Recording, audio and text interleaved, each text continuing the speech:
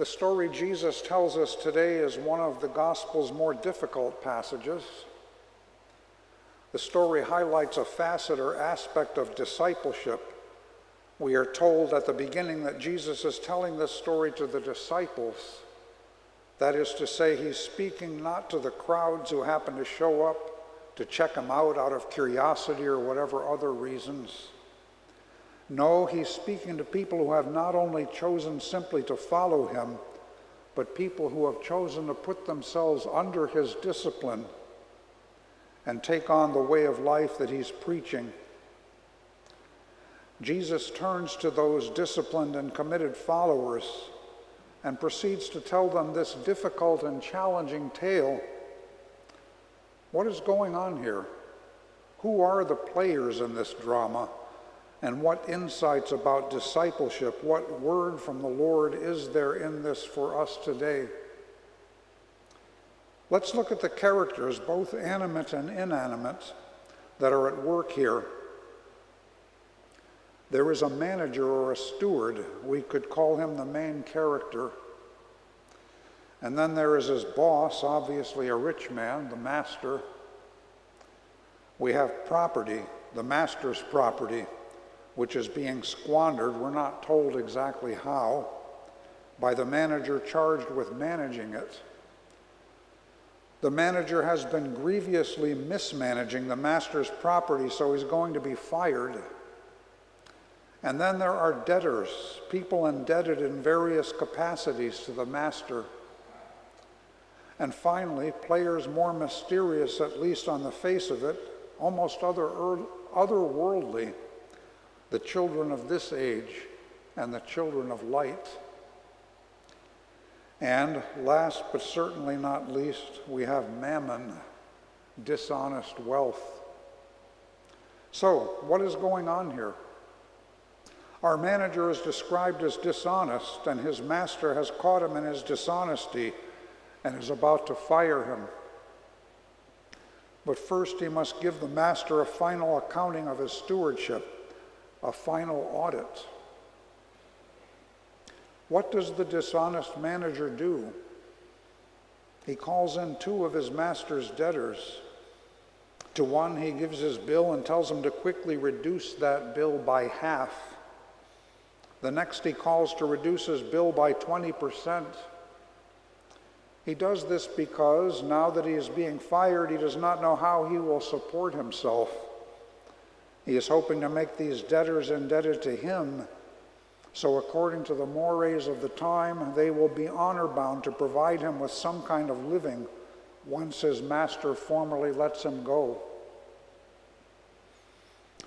What exactly has this dishonest manager done? How was he able to go about reducing the bills by so much? One commentator demonstrates that there are three possible explanations. The manager may have eliminated the interest owed on the notes. This, of course, will win him friends among the debtors. The master will not be able to step in and say, "Hey, I didn't authorize this. A bill for 100 is a bill for 100. Pay up." No, the honor-shame codes of that time and place would have effectively prohibited this. The debtors would have gotten off with their bills slashed by half in one case, 20% in the other, and this is only the ones we're being told about. They would have owed an enormous debt of gratitude to the manager. What's more, what the manager did in eliminating interest would have been supremely biblical. Numerous passages in what we today call the Old Testament, which in that day, of course, would have been the only testament, prohibit the charging of interest on loans.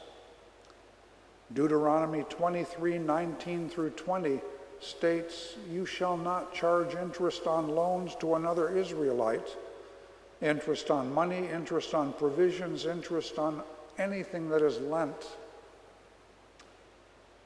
Leviticus 25:36 says, "Do not take interest in advance or otherwise make a profit." Psalm 15:5 says that those who are blameless in the eyes of God Do not lend money on interest. There are others. So the manager has not only provided himself with a living after firing, he can pat himself on the back and feel good about himself for being resolutely biblical. The problem with this possible interpretation is first that the interest is so huge, literally 100% in one case, 20% in the second. We have no records of how interest was calculated in those days, but 100% is a bit steep. And why the variation, 100% in one case and only 20% in the other? And we're told that this manager is dishonest. He probably would not have cared particularly about obeying the Bible's strictures against interest taking. A second and the most widely accepted understanding is that the manager is simply eliminating his own commission. This would not cost the master at all. Indeed, the master may not have even been aware of it. The problem with this is that a manager is adding on his own commission would have been completely legal and not dishonest, as the manager is described as being, and it would not have benefited the master at all. The simplest explanation would be that the manager simply slashed the debts by half in one case, by 20% in the other, and by who knows how much in many other cases, of which these two would only have been examples. In this case, the manager would certainly be living up to his billing as dishonest, in that he was indeed robbing his master of money once again, and the master once again would have been prohibited by the same honor-shame codes mentioned earlier from intervening in order to get back what is, after all, his money. Well, which explanation shall we choose? Does it matter? You pay your money, yes, the pun is indeed intended, and you take your choice. Most interpreters prefer the eliminates his commission explanation. Alan Culpepper prefers the simply slashes the bills explanation. It is decidedly in keeping with the manager's reported dishonesty, and even though the manager loses, or even though the master loses materially and literally, he does end up looking good in the eyes of his debtors. He has, after all, reduced their bills by significant amounts. This would perhaps make the master more likely to commend the manager, despite the ongoing dishonesty. It is, after all, a good move on the part of the manager, and in the end it will end up making the master look good. Whatever the case, what shall we make of this? How does this instruct us in being faithful followers of Jesus Christ? Jesus gives us a clue when he finishes the story by saying, "You cannot serve God and wealth." He tells his disciples to use wealth to make friends, as the manager did, or for whatever else, but use it and don't be used by it. What exactly the steward was doing, cutting interest, cutting his commission, whatever, isn't important. The point is, use wealth, don't be used by it. Use it to help fulfill what the letter to Timothy says. God desires everyone to be saved and to come to a knowledge of the truth. Let us use our wealth to make that happen. People who belong to this world are more clever in dealing with their peers than are people who belong to the light, Jesus says in the second part of verse 8.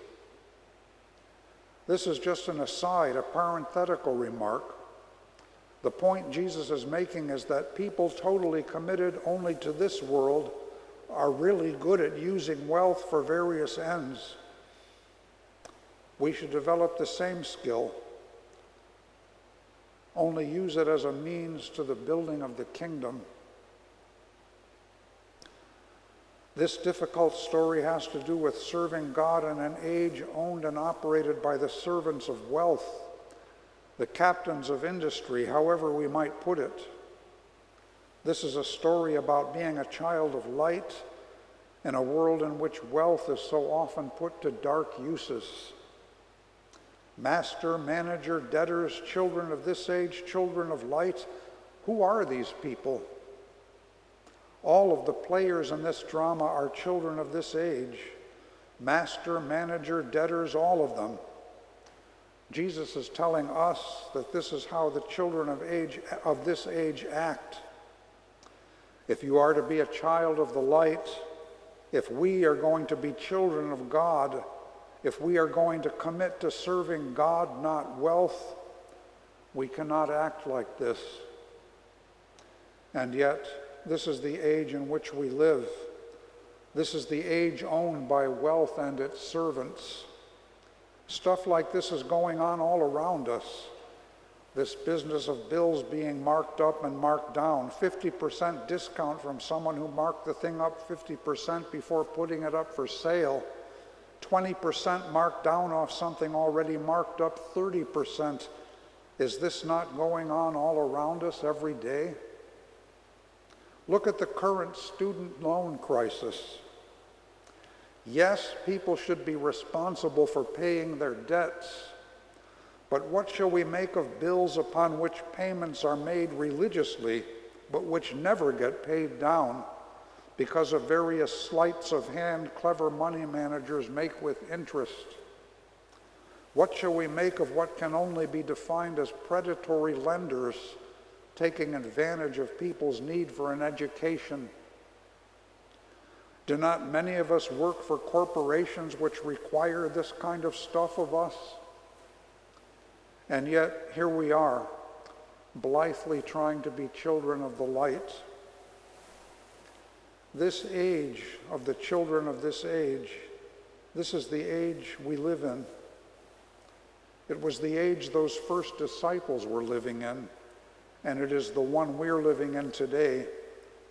It's going on all around us. So be shrewd like the dishonest manager when you have to, and you will, deal with dishonest wealth. Be shrewd, but be shrewd enough to design your shrewdness so that it ultimately serves God.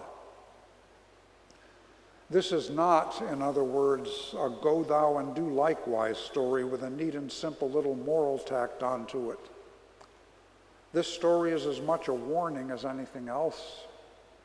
Jesus is saying, by all means, aspire to be a child of the light, but be aware this world of dishonest managers and masters that don't miss a trick is the kind of world you're going to have to survive in. And if you truly aspire to be a child